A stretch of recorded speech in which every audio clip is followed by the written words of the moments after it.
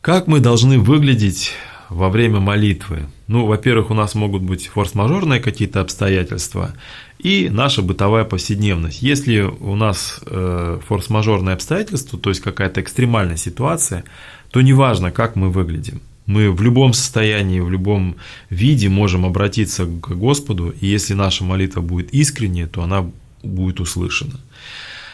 А вот если речь идет о нашей бытовой повседневности, то наш внешний вид уже имеет значение. Здесь опять же, если речь идет о домашней молитве, то на домашней молитве мы и выглядим по-домашнему. Здесь ничего придумывать не нужно. Если же мы идем в храм и собираемся участвовать в общей христианской молитве, в общественном богослужении, то выглядеть мы должны, примерно так, как принято вот в данное время. Кстати говоря, в разные времена по-разному относились к одежде, и понятие нормы, в общем-то, относительно. То, что мы говорим о практике сегодняшнего дня.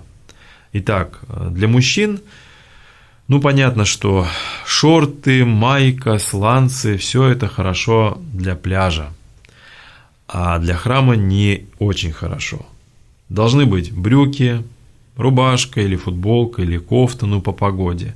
И мужчина молится с непокрытой головой. То есть мужчина входит в храм, снимает головной убор. У женщин сложнее, потому что вариантов больше. Но, во-первых, традиционно не брюки, а либо юбка, либо платье, либо сарафан не выше колен. В некоторых храмах более лояльно к этому относятся, в некоторых менее, в некоторых вообще строго, особенно в монастырях.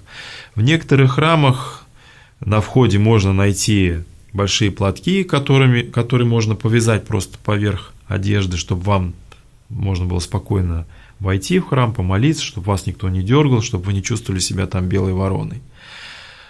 Верх тоже не слишком открытый, не слишком прозрачный, плечи прикройте. И голова должна быть покрыта, либо головной убор, либо платок. Кстати, в домашней молитве женщина тоже, как правило, покрывает голову. Но это речь идет о утренних, вечерних молитвах. Если мы говорим о молитве в течение дня, например, прочитать «Отче наш» перед едой, то, конечно, женщина молится с непокрытой головой. И опять-таки, платок – это атрибут именно женщины, то есть замужние женщины, или разведенные, или вдовы, но именно женщины, познавшие мужа.